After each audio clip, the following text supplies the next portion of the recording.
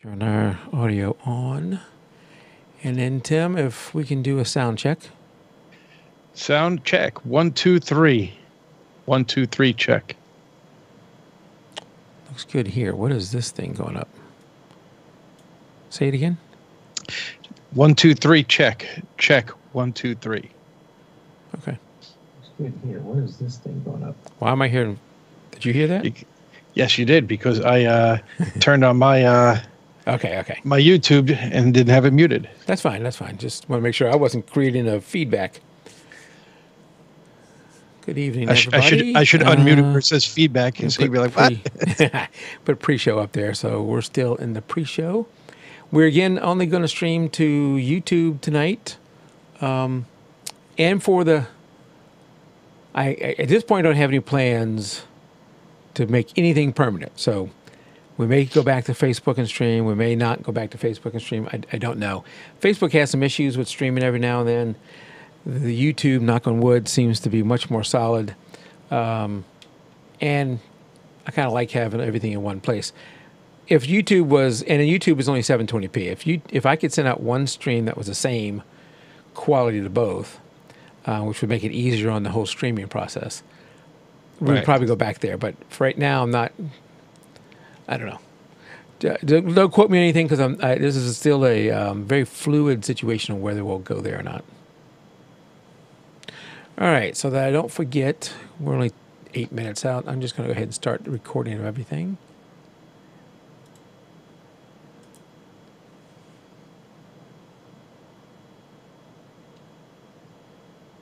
Yep, okay, there we go. And I'm doing something new just for me for the editing process.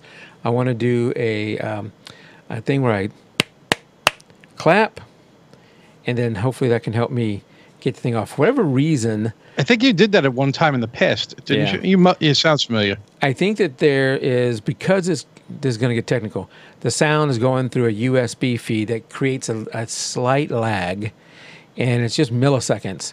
So I usually try and correct that in the post-processing as much as I can, but if that helps me, then that'd be good. Yeah, so GF, we are, and I don't know what your real name is, I'll just call you GF. To YouTube, we're streaming 1080p. To Facebook, we'd only be able to do 720p. It is still cold here. At least I'm cold, Tim.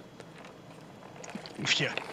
I had frost out there this morning. I had, well, I'm not as cold as you, but I'm talking like in this room. Oh. In a few months, I'm going to be wanting AC on. The thing about the basement is it doesn't get as cold as the rest of the house or as hot as the rest of the house, given the two times. But it also doesn't warm up as fast. So like upstairs is probably a couple of degrees warmer than down here. Not even accounting for the fact that heat rises, but just, down here in the basement, it's not warming up as fast. I also think maybe as I shed a few pounds, I'm just more cold in general. Absolutely. I would think so. Yeah. Maybe that's why I'm not feeling cold, because I haven't shed any pounds. Well, and if anything, I probably found the pounds you lost. Our weight competition at work ends the March 31st. And the goal was for the people, for each person to get under 10 pounds, to lose 10 pounds. And to get under 10, that'd be really light. Yeah. So I'm in that time frame. I'm like at 15. So it's not going to be an issue for me. I was really trying to get to 20. But the rest of the crew are in the, we have two people, the two second place people are right at 5. So they got some work to do in these last couple of weeks.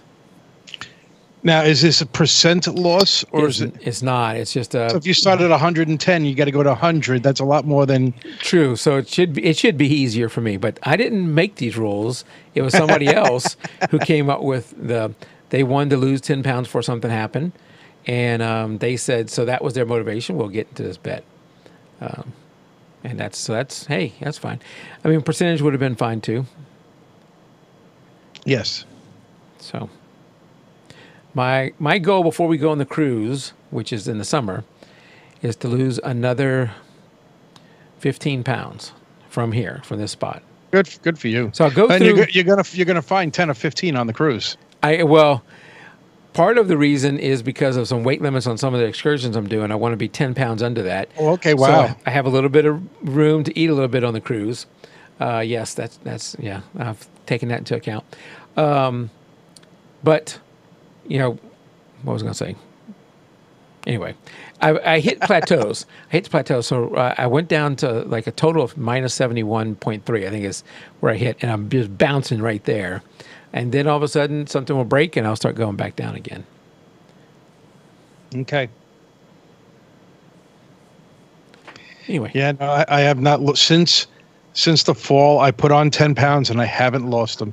And every time I start losing, we go out to dinner somewhere, or we go out for drinks, or something. We went to see a Broadway show this weekend, and of course, we went out to a nice Italian restaurant. I probably gained 5 pounds right there. Oh yeah. So it takes me all week to lose that for another weekend to kill me. Italian restaurant. I don't know if you got pasta with cream sauce or whatever you got.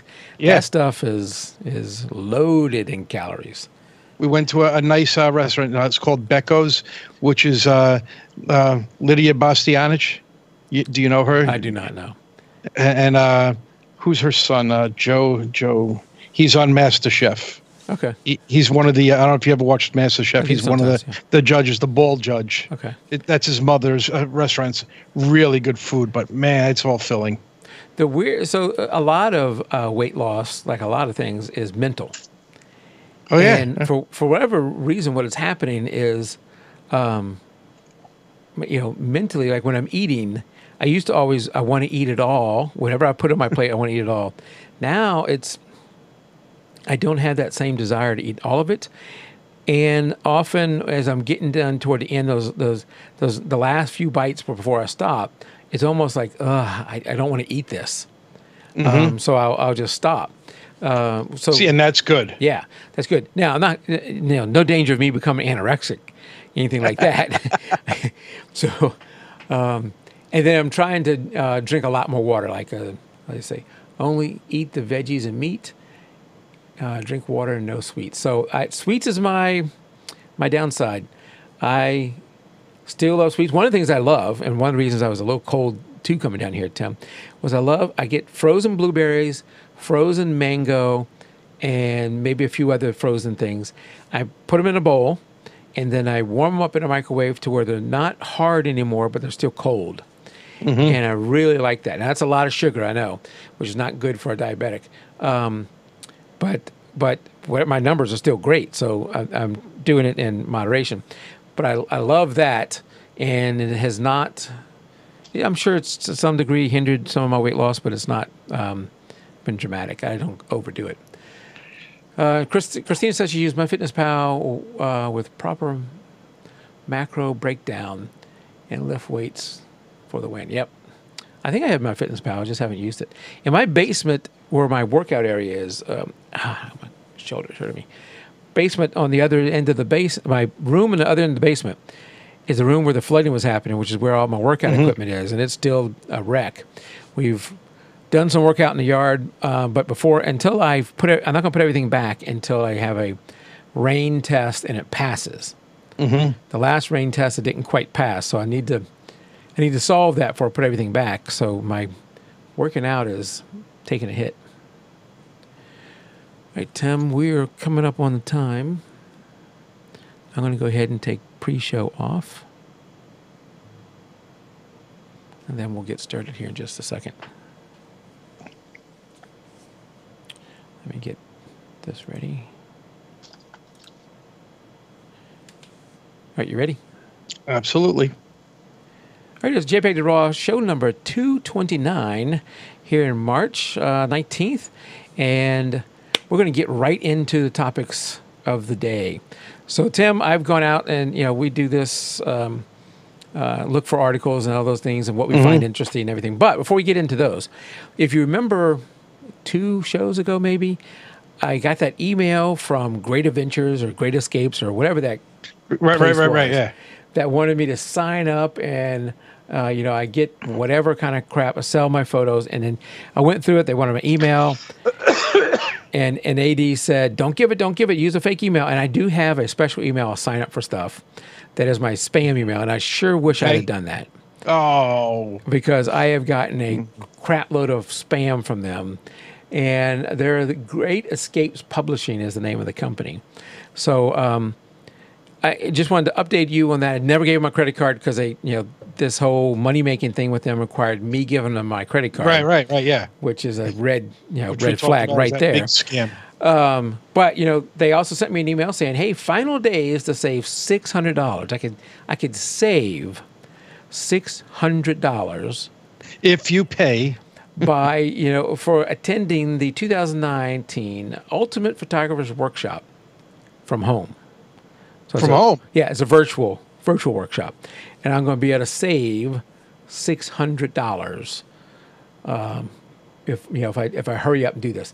Funny thing is that Final Days has been, I forget when I got the email, maybe a month ago, and it's still the final days. It's going to be final up until April 15th. Yeah, and look, if you or somebody affiliated with these guys or have worked with them in the past, I'd love to hear from you. Send me an email at podcast@jpeg2RAW and tell me your experience, because everything I see when I look at this, from my personal perspective, it looks scam. They show something where if you take photos like these, a dog scratching itself, $800, a picture of a restaurant booth, $280, $2,800 for an infrared shot of a clock. And just on and on and on. And I don't even remember where the actual price is. I guess this guy took a bad photo of foundation of a house or something. Yeah, is that what I was going to say? That's what it looks like. And so basically trying to make the thing here where you don't have to take good photos. You can take any kind of photos and then, and we'll still charge you. And we'll still charge you, and you can still make money. So, but you're going to save $600. $600 on the virtual, whatever it is, meetup. So, good gosh, I don't even know. Here it goes. Registration is now open. And this is another red flag where you have to go forever before you can find the price. Actually, I would think that's less of a red flag because Yeah. they don't want to take your money forever. Well, you know, how much if I scroll down? I'm like halfway. That's insane. Jeez. So let's just grab this thing and just go much further down.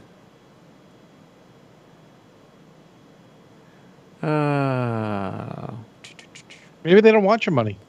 I don't know. Well, it says click here. Okay, we'll just do that. Click here and save $600. At the door price. I don't know what at the door price. Oh, I guess you can attend in person. $3,100. Lock in your seat, just $197. So I guess it was going to cost $797 for the virtual one. Yeah. The other thing is, it seems kind of. So it's not virtual then. Well, They're going to charge you $3,100 for a virtual class. No, I think that's what if you went to the class. Okay.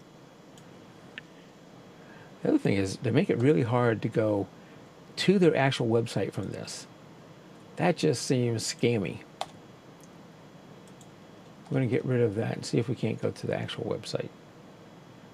And then I'm going to show you something else. If you're a photographer and have your own web page, something's going to happen here that I tell you, do not do. It really makes visitors upset. There you go. See that pop-up? I hate pop-ups. I hate pop-ups. Now, maybe if you did it once and had one pop-up, hey, and you have great content, I'll say, okay. But don't give me more as I browse through your site. So I decided, hey, let me see what other events they got going on. So they got like a Bali event, a Kenya event, a Jordan event, a Brazil event. The Brazil one's way out there. November. Fuck, what the hell? Go to the Brazil one. Sorry for the French. Oh, look at that, sold out. Every one I checked was sold out. Oh, so that's fake. Yeah, so you wonder, what the heck? How are all of yours sold out? Maybe except for this one that they're going to let you save. This one, the one you can get into, I think, is not this one I'm showing here, but the one I was talking about earlier is virtual. So why would there be any limits there? These seem like you're actually going to go to Brazil and shoot leopards or whatever. Yeah, when they're all sold out like that, I get very suspect because that to me that's like, oh, look how good we are, we're sold out, but you can still get in this one. Yeah. Anyway, if you have had any experience with them, I'd love to hear.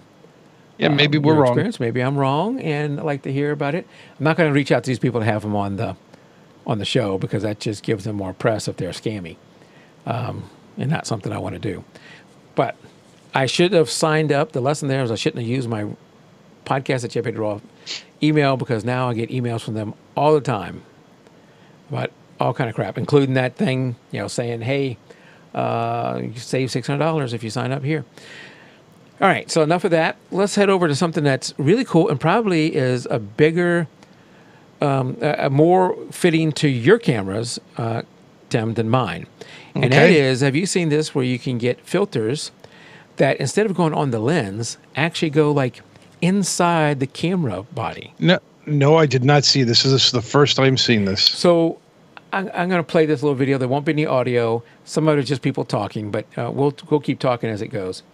And you'll be able to see a little bit here. Now, you would think that this has got to be only for mirrorless cameras like the Sonys and the new Nikon and Canon and Fuji and others like that. But they also have some for some DSLRs, which I'm not quite sure how that works. You got to really be careful where you put it. I guess you might be able to put it in there. Not all DSLRs. We'll look at it in just a second, but it is for the select list of like Nikon full frames. I think they only do it for the full frames. And the thinking there is that you put it in there. They claim it's perfectly safe unless I guess you dig it in there wrong. Jam it into something right. Yeah, and do that. But then it makes, lenses that you couldn't put a filter on before. Let's say you had a fisheye that it has no filter thread, so you couldn't put a filter on it.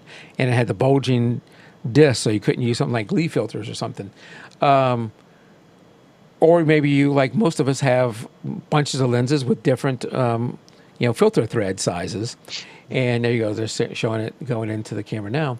And then instead of using a filter for each one, you could use just this one filter you put inside the camera, and then you have that for all of your lenses. And they just have like ND filters right now. I think they have ND filters in some star, like what do you call it? Astronomy? No.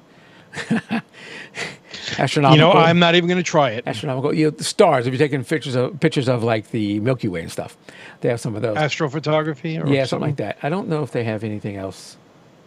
Well, now, I'm not seeing which cameras it belongs on. Or there's some Canons and some Nikons. And I see some of the newer Sonys, but we'll move ahead. So there's a Sony. What is that? A7. A7.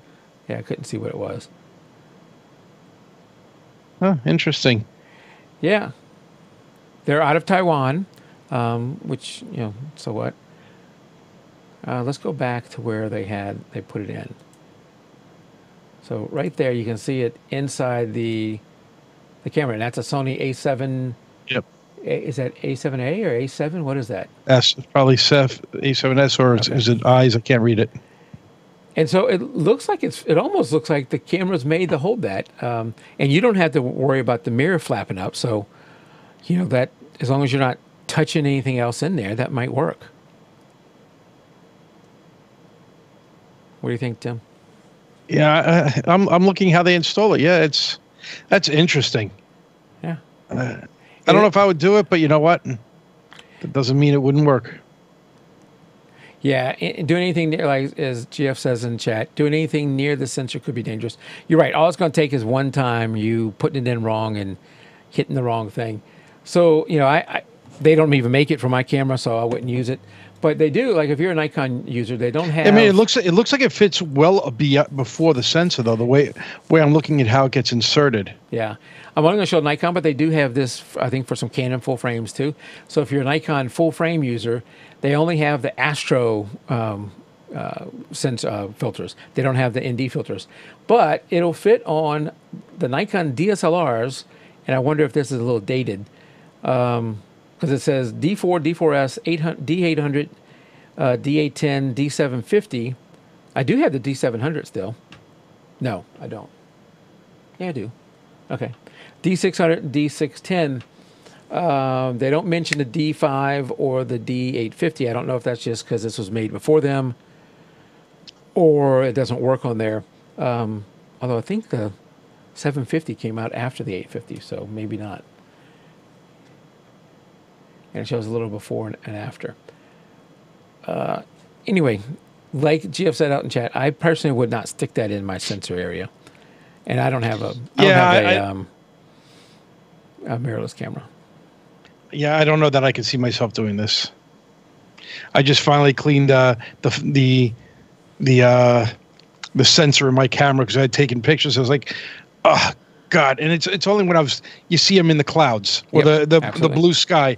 I'm like, you've got to be kidding me. So I actually had to go beyond the blower and use the visible dust sensor cleaner, and it worked perfect. Okay. I used was it 80's idea of taking a picture of my screen, the white screen, to check it out to see if it worked, and so far it looks good. Everything. Yep. I probably need to do my D500. I know I need to do the D2X and do that again, because I think the D2X is the one that I did. It's the one I converted to infrared. The one I did live a while back, but I did it wrong, if you remember right. So I need to go back. I need to go back and do it again correctly. Well, that's because we were doing it live and for the first time. Yes, I need to go back and do it correctly without reading the instructions. Yes. Yeah. So we're going to skip ahead to one of your articles, Tim, and that is, speaking of Canon and Nikon, you had an article about the future of Canon, Nikon, or well, I wasn't actually asking about the future, but it was questioning, I guess, where is Canon, Nikon going, and are they the new Kodak? Was the question. And I think most people know who Kodak was. They were by far the leader in film photography, and ultimately they did not make the switch over quick enough from film to digital. And I know I was a little slow with it at the beginning, but once it started switching over, going over to digital, they continued with the film. I remember they did have a couple of cameras at the beginning, but nothing really that got caught with the market. Nikon, Canon took over the digital. I think Minolta was there. Ultimately, Minolta was bought out by Sony. And those are really predominantly the three largest brands.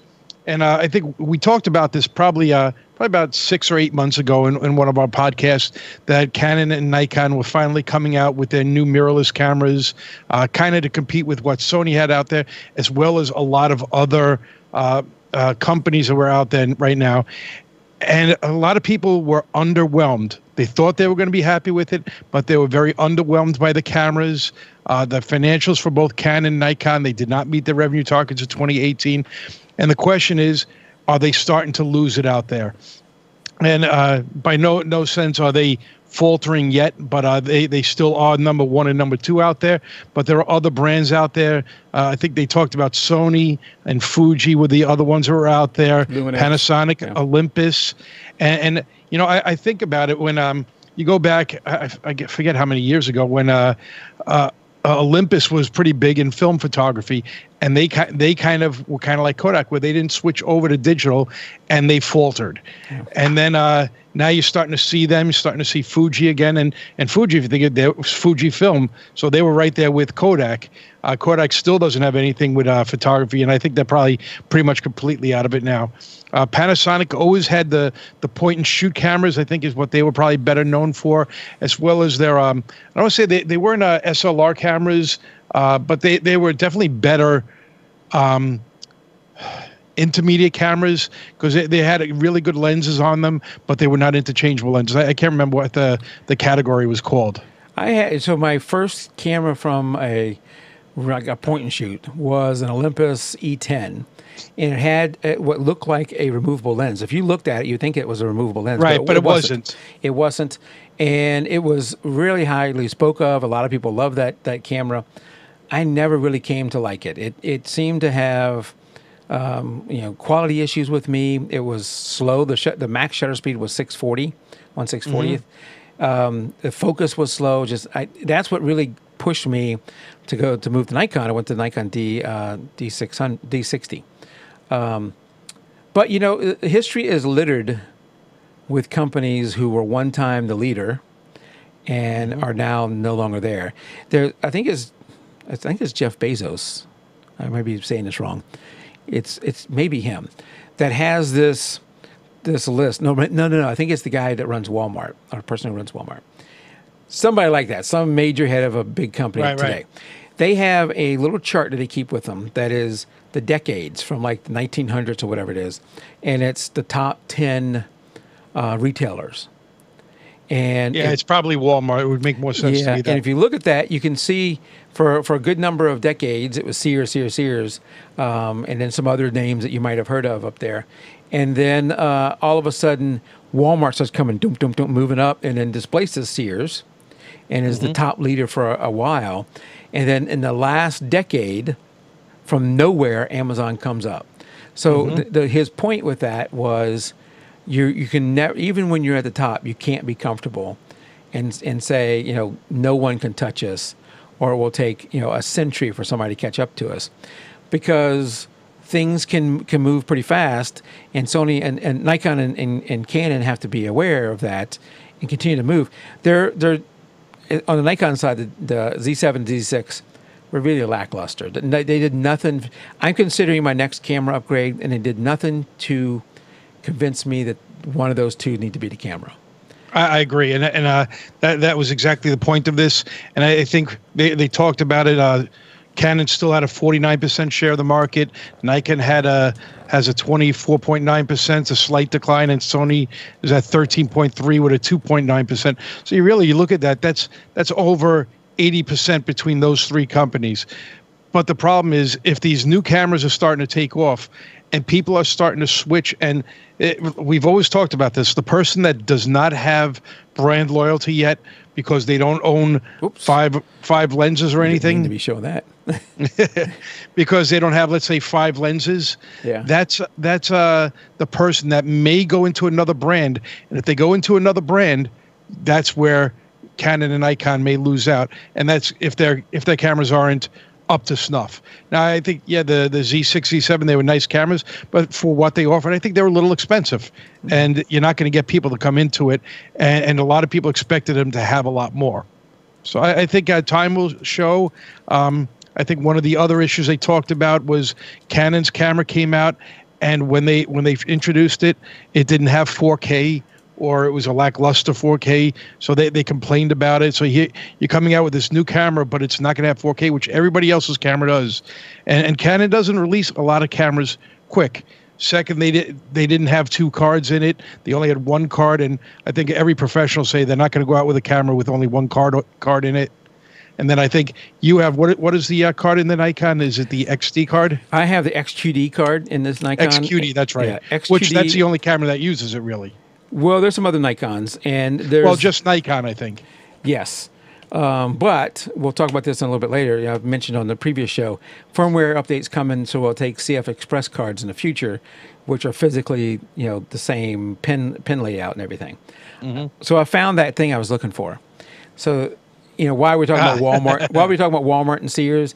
Well, I think it fits within the industry. And this is what the Walmart CEO carries around. If you look at 1950, 1960, 1970, 1980, it's Sears, Sears, Sears, Sears at the top. Some of these others you probably never heard of before, like in the let's go to 70s, which is not that old. Kmart was number 3.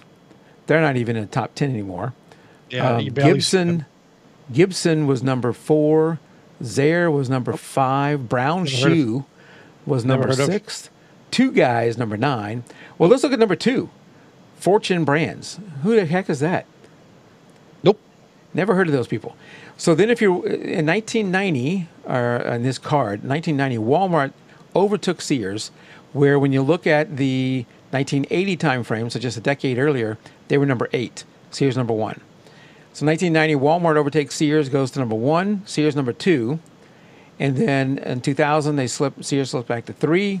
Still no Amazon. 2010, Sears is number 10, still no Amazon. And then in 2017, so not even a full decade later, Walmart still number 1, Amazon number 3.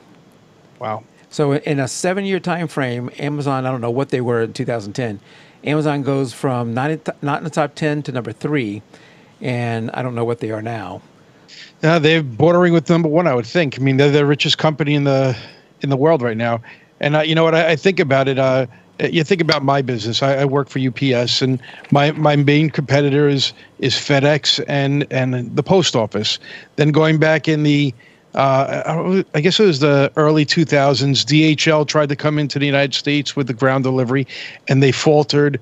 And I remember talking to customers at the time. They said they were happy between UPS and FedEx, and they were going to let some other companies see how they fared before they put their packages there, and they wound up faltering and pulled out of the United States because you need volume in order to survive. Suddenly, Amazon is out there, and they're delivering left and right, and they are now probably our biggest competition. And they say they're not competing with us. I don't really believe that, and I wouldn't have thought any company could get the network up to do this, but they have the packages, and they're able to do it. They can challenge really almost any industry.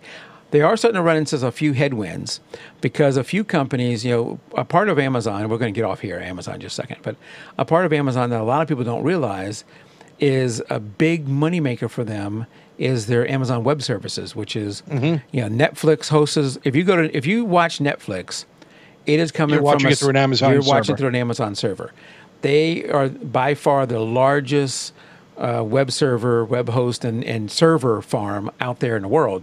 But more and more companies, I think Volkswagen just announced it, and some others are starting to say, "Hey, Amazon's starting to get into our industry, our core network." Yeah, and we're not going to run our servers on AWS and give them money to help compete against us. So what we're going to do is go to Microsoft, and so Microsoft has Azure, which is Still much smaller than AWS, but it's gaining, and they use that as a selling ploy. Hey, why would you give Amazon your money when they're just going to turn around and use it to compete with you? Come to us. We promise we won't compete with you. And that's winning some customers over.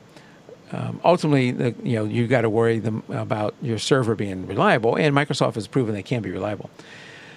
But Amazon, I mean, going back to Nikon and Canon, I don't think there's anything right now. I'd say they're Kmart. They're just surviving and riding out to their dead, which I think Kmart is my feeling. It might that they're going to die a slow death. But well, who would have ever thought Sears would falter as bad as they did? Yeah, and they died a slow death, but they did lose number one pretty fast. Well, Toys R Us. I mean, these are big companies, but Canon and Nikon still they can make some changes. They need to be on it. The Olympics 2020 is coming up soon. There has been rumors that Nikon's coming out with the new D6, the next, their top line cameras, the D5, they're going to come out with D6. The question is going to be, I bet you Sony comes out with a new camera for the Olympics. So they're going to have a mirrorless, a new top of the line mirrorless for the Olympics, just my prediction. The question will be, will Canon and Nikon, will their new top of the line camera they want to push for the Olympics only be a DSLR, or will they have a new version that can be a high-speed sports camera that is a mirrorless? Because like it or not, and I don't know why you wouldn't like it, but like it or not, I think mirrorless is the future. It's not going to be overnight. You can't get any more, because I think the next generation there will be at least one more, maybe two more, maybe three or four more iterations of DSLRs within Nikon brand, but more and more is going to be the mirrorless.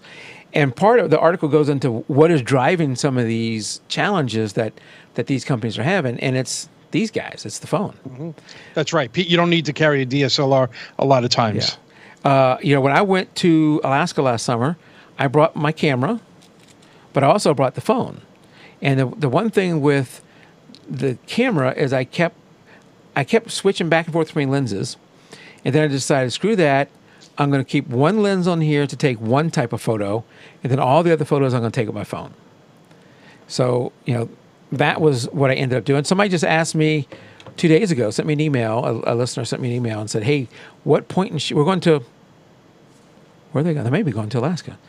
What point and shoot camera should I buy to go to Alaska? And they gave me three choices that they were looking at. And my first thought was, look, I didn't go. I didn't bring a point and shoot. I brought my phone. But they did have a use case that still fits for point and shoot. Because let's say you don't either have one of these, or don't want to invest in one of these and lenses, or don't want to take it with with multiple lenses, and you have a decent phone. But the one thing a phone is lacking is zoom.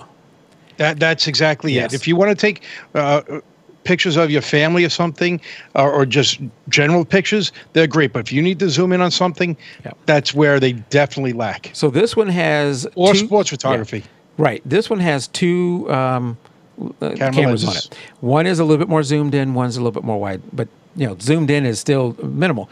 So the three he was looking at, I think, range from a optical zoom. Let's forget about digital zoom. You can do that in post later on. And digital zoom in one of those point and shoots is crappy. So only optical zoom. They range from a 30 times optical to a 40 times optical zoom. Yeah, I don't know when you say 30 and 40 times, you really need to know the millimeters. I didn't know. I didn't look at it that much. But it's going to give you some decent zoom with some stabilization involved in that. And when you're in something like Alaska, and you may see a bear, you may see an eagle or a moose or something like that, you may have times you want to zoom in, and your phone's not going to be able to do that. So I think that's still a use case. It's small. There's not a whole lot of times.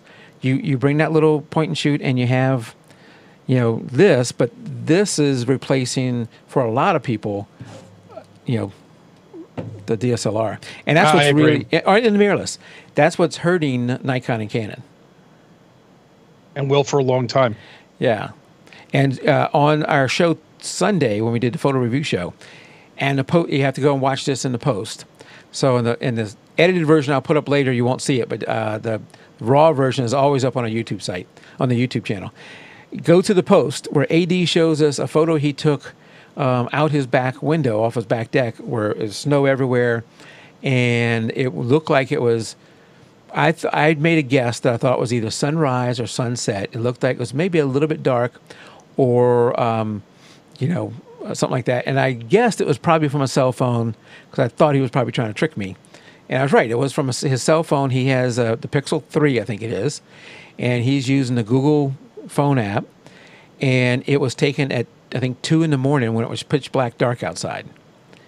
And it is using the night sight. Yes, and it uses something like, when you hold it, no matter how good I am right here, I'm actually moving a tiny bit.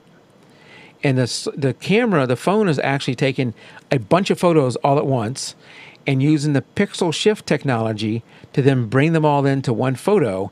So you get a high dynamic range, you get less noise, and an overall sharper image using that pixel shifting technology. And I thought that is really cool. I have that same phone, and I was up in Albany at the Capitol, and from my hotel room, I had a view of the Capitol building, and it was probably about 7 o'clock at night in late January, maybe even 6 o'clock. It was kind of that blue hour, and oh my God, the picture that came from my phone, I was amazed. I was like, this is, I don't think I could have gotten that good, or it would have been difficult to get that picture out of my camera. And here I took it by holding my camera up to the glass in the hotel room so that it would be steady. Yeah, nope. These guys are getting better and better now. The sensor is always. And you always have it. Yes, the sensor is always going to be smaller than this. Yes. So this is going to have a bigger sensor than this. So you could say, as long as Nikon and Canon and Sony fight to keep these things updated and keep on pace, they should be able to do anything this can do. Mm-hmm. If you can fit it in this, you should be able to fit it in this. The phone supplanted the point and shoot cameras. Yes. There's no need to buy a point and shoot anymore because you don't have to carry that because your phone can already do it. Yeah. I think that's probably the big difference. And maybe the only thing it can't do is the flash on it is probably nowhere near as powerful as what would have been on a point and shoot, which wasn't very powerful anyway. Right. And plus, it's going to blast people right in the face. Yes. All right. Speaking of phones, this company, which is, I think, banned from selling to the U.S. government, right? Is that Hawaii? Iowa? Iowa. Yeah, banned from. They have some kind of federal ban against them, which right there makes me nervous about buying anything from them.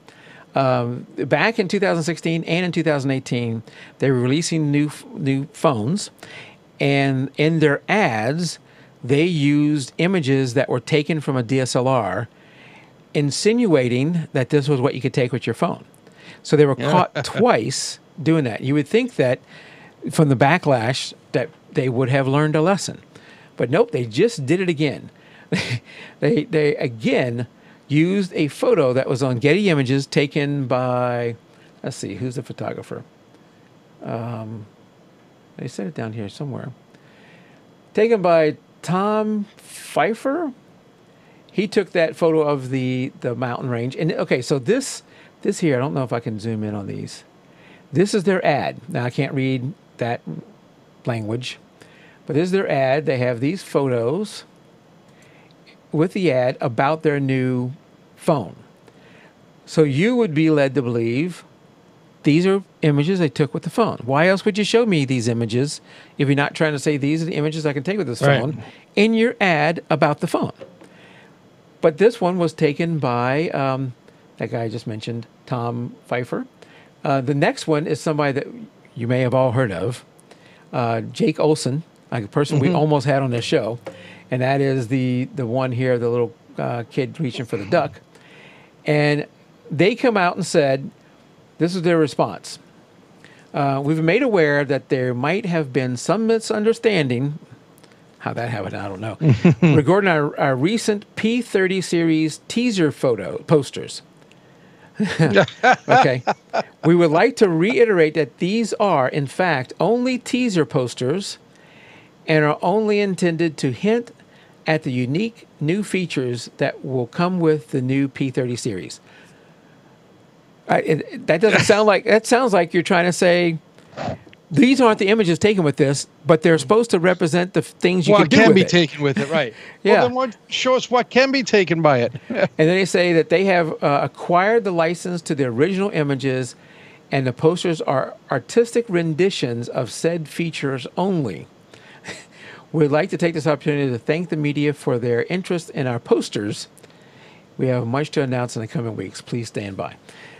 That does not sound like a full-on apology. We realize what we did, and we're not going to do it again. That sounds like you guys are just idiots.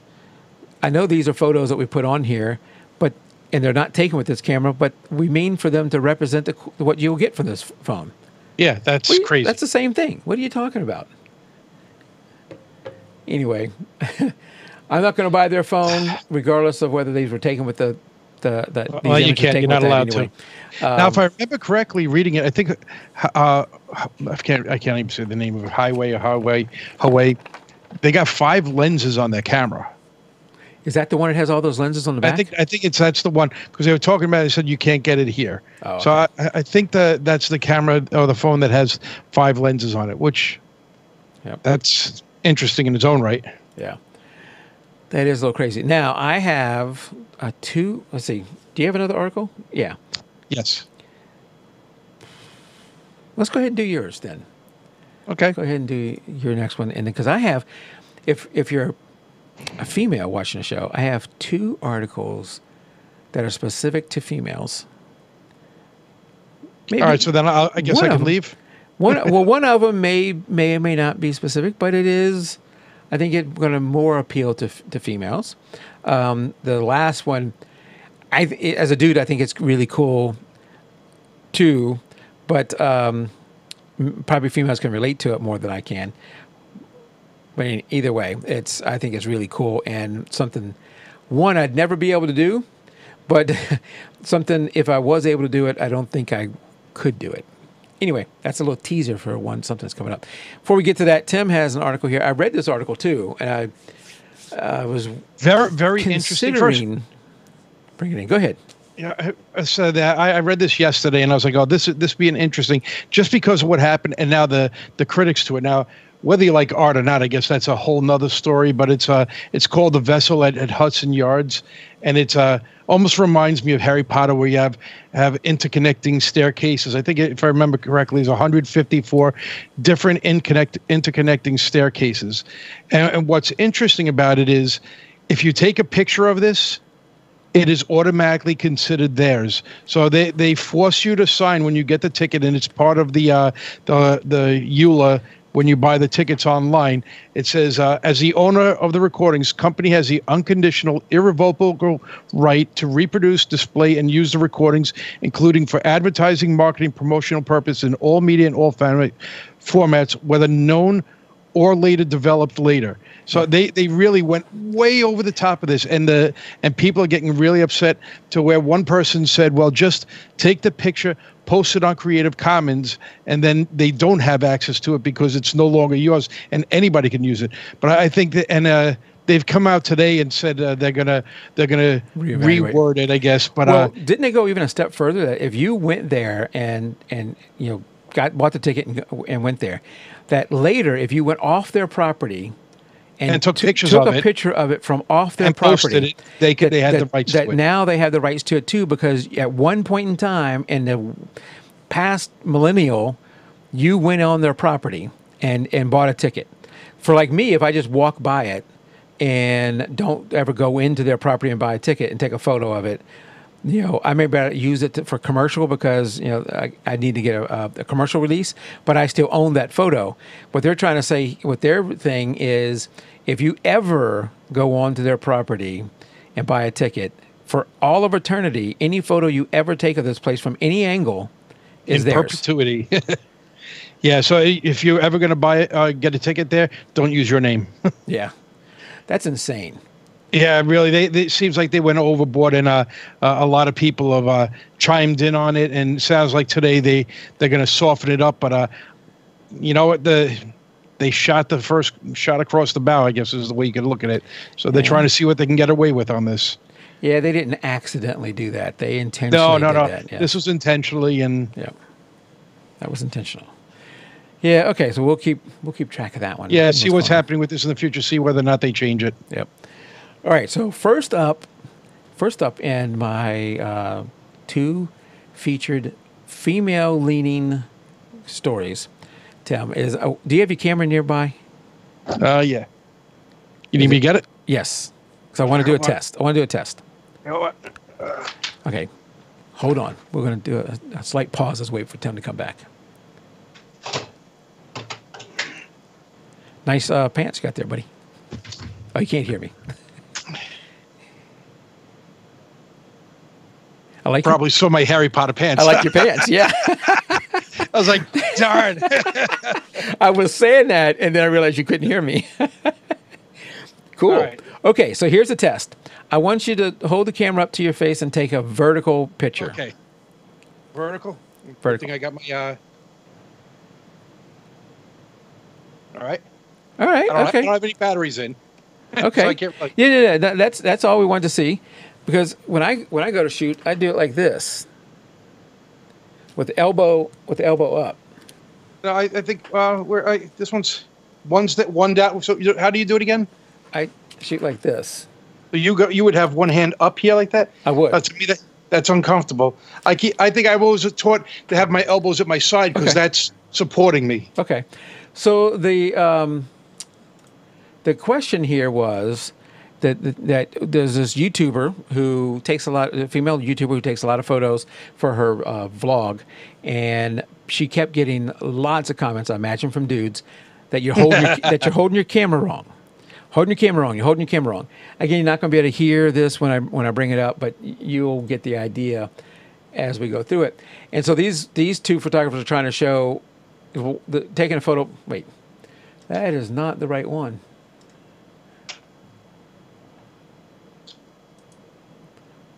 Where did I pull up the wrong one? Your link looks like it was missing. We gotta watch an ad. Let me switch back to us while we get through this stupid. So you don't have a pro account for YouTube then if you got to see an ad. I don't. And now I got to go back to my history because that's not who I wanted to see. Those two ladies. But you get the idea that the two of them were trying to show you how they were saying that holding the camera that way was wrong. Here we go. Okay. So this photographer, this person is Irene Rudnick, and she's a vlogger on YouTube, and she's talking about, let's get off that, talking about holding her camera wrong. She's gotten tons of people who've told her, you're holding your camera wrong.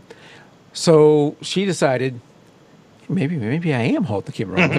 Let me go and research. And what she found was article after article after article that was saying, yeah, the right way to hold it is like this. I don't have a lens on here, but you would then support the lens like that, and you would hold it like this. And she tried that, and so there you go. She's showing how she holds her camera right now. Get rid of that ad.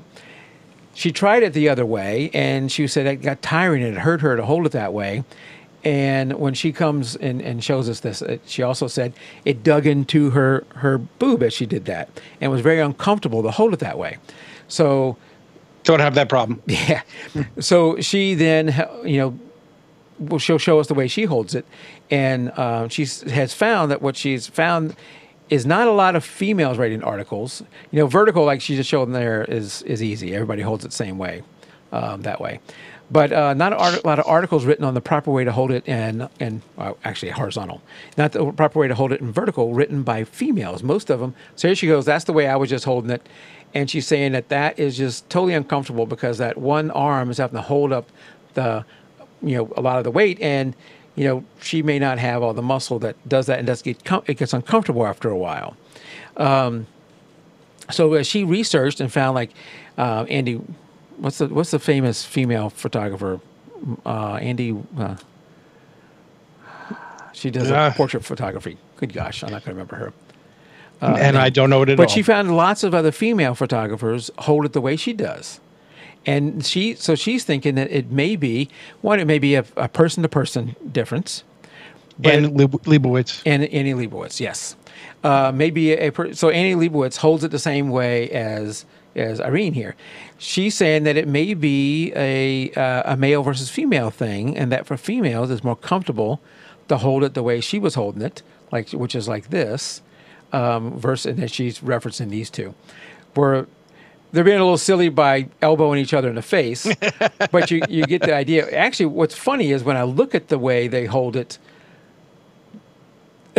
it actually looks more comfortable and normal the way they're holding it versus the way I'm holding it.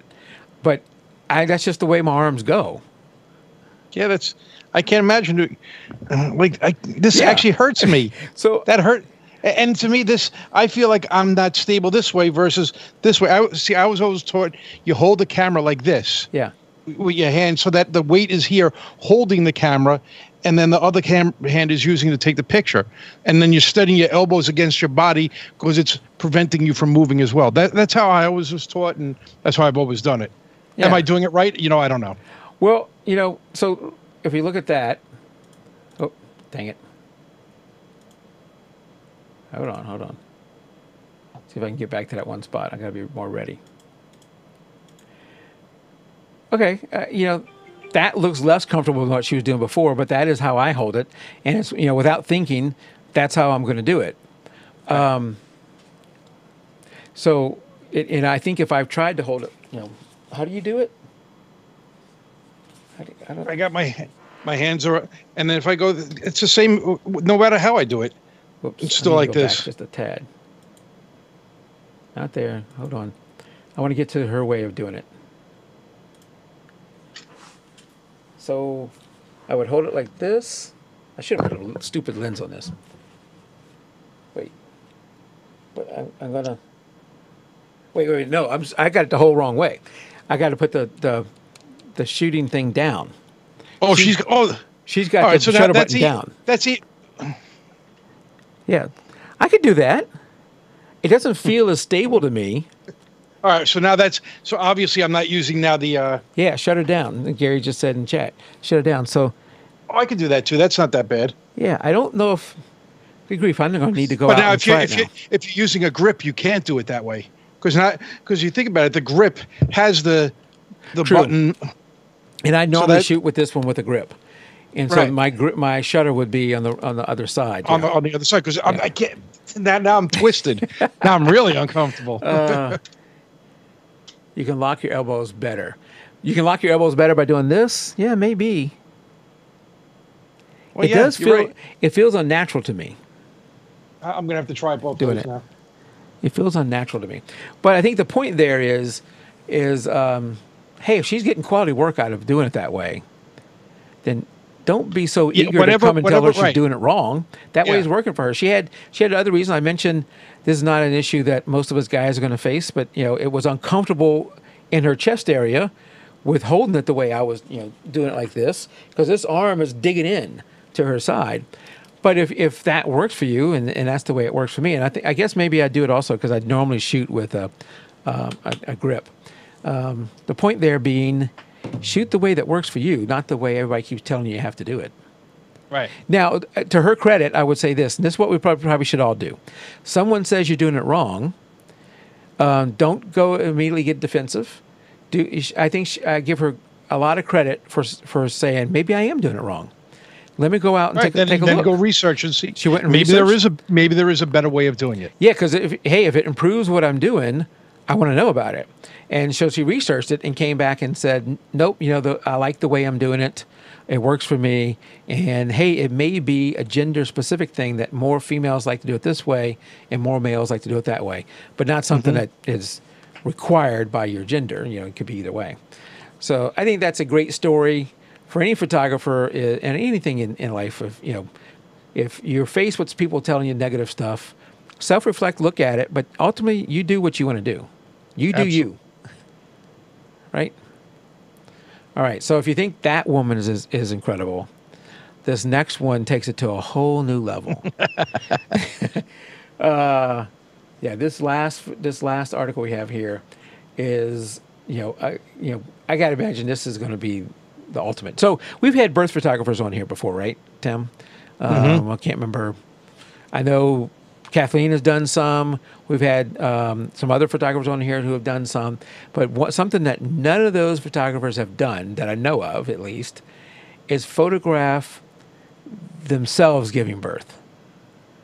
Right? And now it's not graphic. We're not going to go into the actual, delivery section. So it was more just the baby coming out. So this woman she's a professional photographer, Matazu, and we're getting ads for something else coming out.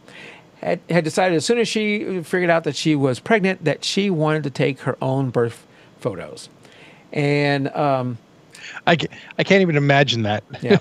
Of course, she used a Nikon D5, which is, what else would you use in space or in delivery?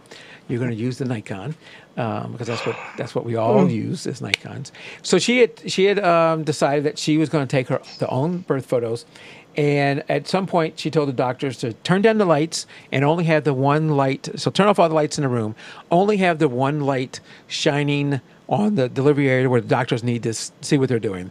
And then set up her camera with all the settings and then handed the camera off to the husband and told him, hold this right here. And he held it for another hour and a half or something as, she went through the delivery process. And so she didn't take the actual pictures? No, she did. She did. So as, I think she was having some epidural problems. Not every pregnancy goes super smooth. Neither one of my wife's went super smooth. And at times she was at a point with pain that she didn't know if she was going to be able to do it. And I guess at that point her husband could have done it. But she had already set up all the settings based on the lighting scene that was there. And once the baby started being delivered, she then took the camera from the husband, fired, leaned in with her chest and held the camera, on her chest like that. Imagine I'm laying down, and then leaned in and started snapping off photos. And you can see a couple of them here that she took. And to my knowledge, this is the first person to take photos of their own child being delivered. Strong woman. That is incredible. God Almighty. That is incredible. I think that's there's one more. There's the same two photos. I'm almost a little surprised because I remember when my wife was born, I had my camera there, and I don't know if they wouldn't let me take pictures, but definitely not video. And I think the reason is if something goes wrong, liability. If something goes wrong, now they have video evidence of it. Yeah, what I think, something did go wrong with my wife in the hospital as she was having surgery, is it should be required by law that they have video every surgical thing. One, what did they do to me while I was out? Two, it's my word against their word if they screwed up. I want video evidence. So if they didn't screw up and it was just an accident or just, hey, things go wrong, that's one thing. If they screw up, I think we need video evidence. But yeah, you're right. The hospital, the doctors don't want it in there. And people probably go crazy and sue all the time. Yeah. So I get that side of the argument too. But they allowed her to have the camera in there, and I don't know if they did anything to make it, clean or whatever. She's at the other end, and right. I wouldn't think that too many of her germs are from the camera are spreading down there. But they may who knows? They may have put it in a plastic bag. I didn't read anything in the article about that, but they may have done something to protect it. And she took those photos. I don't know if the later photos which show him at on the table were taken by her or by her husband. Oh no, she even got some more photos of her son in the moments after birth. So these are by her too. Amazing. That is a great story to end on. That is, Meg is an incredible person, female, mother now, photographer. That's just crazy. I could barely take photo myself when my wife was delivering. Yeah. Much less doing that. But, hey, that's unique. She's not going to be having too many other people who've done that. And, it's, you only give birth to that child once. Christina says there are a lot more camera friendly in the hospital these days for births. Yeah, my youngest is almost 20, so things have changed quite a bit. That was just she was just at one a few weeks ago. Shutter release button could work.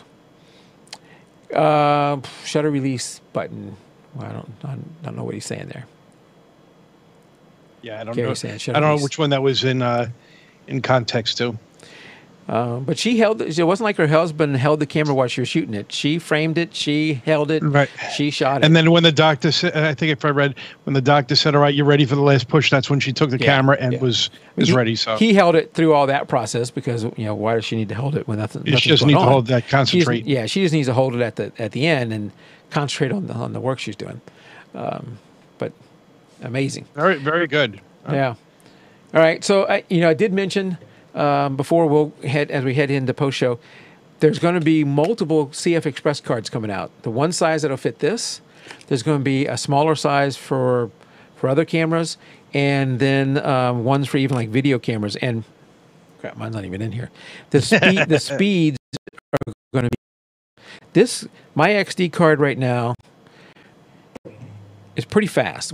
How fast is your card? This is a 4. Is it going to come on? It's not going to focus, is it? No. Come on, folks.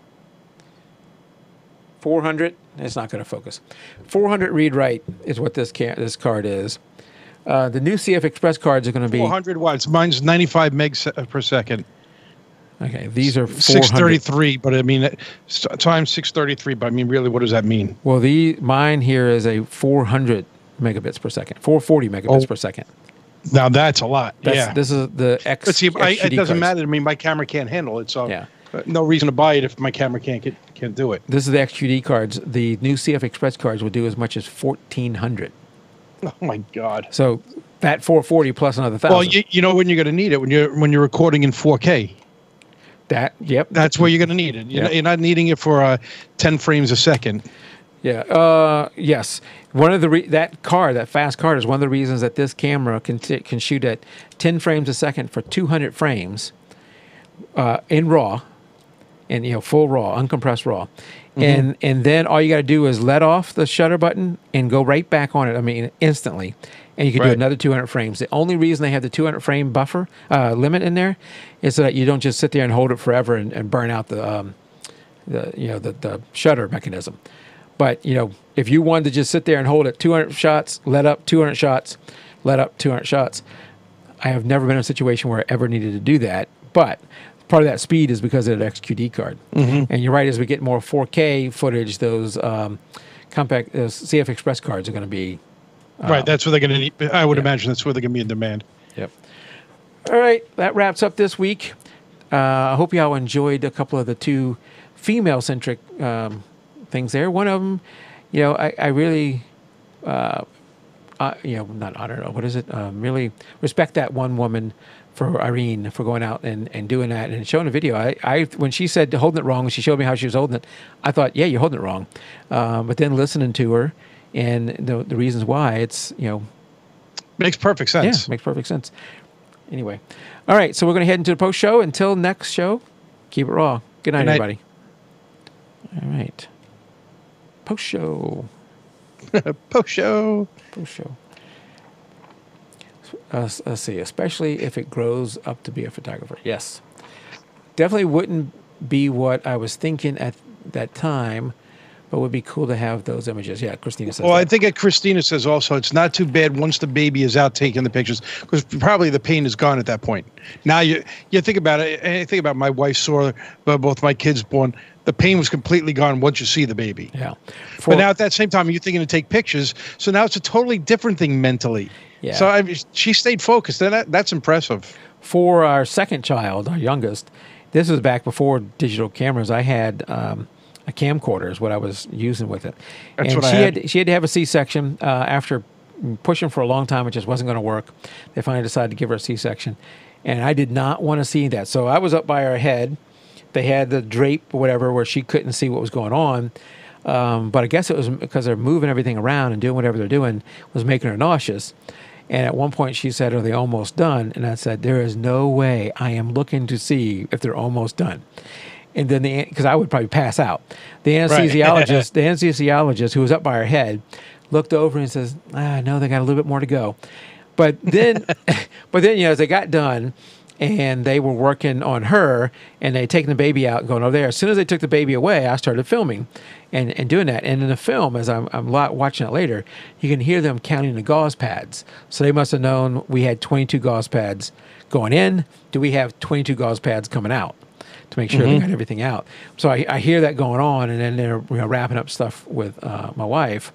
And she's trying to look at Andrew, who's our youngest, and see how he's doing. because yeah, right after, I imagine after going through that experience, you want, I want to see and hold my son, but unfortunately for a little while she couldn't do that because she was still being attended to. Mm-hmm. And then I remember in the first one, she went through. See, she had the contractions that were whatever the time frame is. They need to be apart to go to the hospital. So we got to the hospital like 5 a.m, and she didn't start pushing until 1 p.m. after they put her on Pitocin at 9 a.m. to speed things along. And at one point, she was not dilating, and they says too early to do the epidural. And they came in and checked a few minutes later, and she had gone from like a 2 to an 8. And they said, it's too late to now do the epidural. And she goes, oh, no, it's not. Give me the epidural. My wife said that I am not missing that window. Give me the epidural. So they gave her the epidural. And I remember, there were times when it was just her and I in there. And I'd be watching the little monitor, and I'd say, oh, a contraction's coming. And then I'd say, oh, that was a big one. And I'd be looking at the chart. She goes, I know when they're coming, and I know how big they are. See, but I took it one step further. When my wife was having the baby, the monitor had 9 babies were being born. Yeah. And I could see the monitors for all the other rooms. I was like, she's like, yeah, that was a bad one. I was like, oh, that was nothing compared to what was down the hall. Oh, that's not good at all, Tim. So when the anesthesiologist comes on, he turns on the TV and turns on Spaceballs, the movie. Mm-hmm. And my wife's pushing for a couple of hours.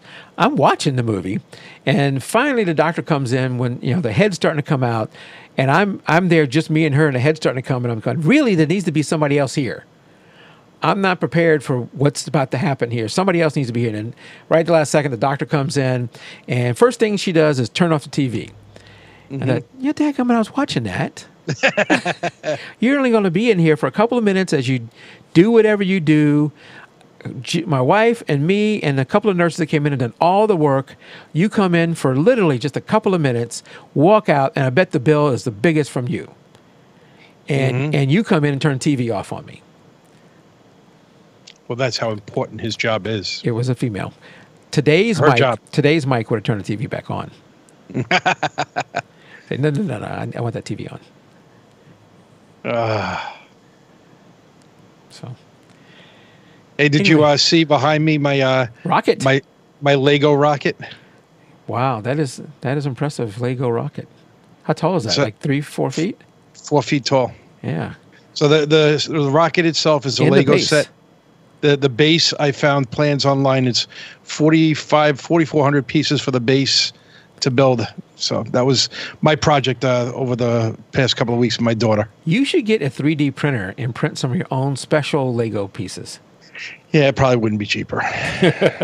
But no, special ones that you couldn't get anywhere else. Like they don't exist. Hey, you know what? To build the tower, I had to source it from 23 different people across the world, as far as Germany and from the West Coast. I got pieces, so I got them from everywhere. You were a Lego carnivore, kind of what is fanatic? It? Fanatic. Okay, we'll go with that. What is it? Connoisseur. Connoisseur. Yes. Oh, that's actually nice. My wife would call me a nut. So Gary would probably give me the proper word to say. Connoisseur. Yeah. And as I tell everybody, my neighbor across the street got a Harley, a girlfriend, and a divorce. I play with Lego. Not the worst thing. That's right. Now, did he get the Harley, the girlfriend, and the divorce in that order? Yes. Oh, yeah. That, I guess, number 2 explains number 3. Yes. Yeah. Absolutely. He might have saved himself something. Whatever. Was wondering. Jan says, was wondering what that was. So do you know they have Lego candy too? Lego candy? Absolutely. So it looks like there's Lego everything out there. I mean, really, you can buy just about anything. I mean, it's a big brand. So it looks like a Lego, but it's actually candy? Yeah, it's candy. Okay. And actually, they click together like Lego pieces. Oh, okay. And Gary asked, do you photograph them? I have some. Actually, I did time-lapse photography as I built the tower. Cool. I'm planning on submitting it into Long Island Fair this year. Okay. They have a fair which is kind of like it's been going on for like 150 years, and I went there a couple of years ago, and they had photography there. They have animals, flowers, plants. And somebody had Lego. So I was like, well, no, that's perfect. I can do that. And Apollo 11 was launched 50 years ago, and that's the Apollo 11. So I was like, well, this is perfect. Now, does the rocket and the what do you call the support structure? The LUT, which is the launch umbilical tower. Okay. Are those things physically connected to the base, or are they just resting on the base? Well, the tower is part of the gray base. That's mounted to it. Okay. And the rocket is pretty loose to it. I could just pick it up and take it Okay. off. Okay. So I think my biggest problem is going to be transporting Yes. it. And I'm like, I talked to my friend. I was like, yeah, I'm going to need your minivan because I can't get that into a car. Yeah, you have to be careful with that. So it's not that far. It's probably about a 10-minute drive. So Okay. you like drive slow, Tom. Drive slow. Yeah, drive slow. Watch out for the potholes. Yes. So this is September, so I got time. Yep. All right, guys. So thank you for coming out, Gary and Jan and Christina and GF. I don't know your name, so I'll just call you GF. And whoever else came by. I know some people came by and left. Thank you for coming by. We're going to go ahead and wrap up the live stream, and we'll see you next time. Good night, all. Good night, everybody.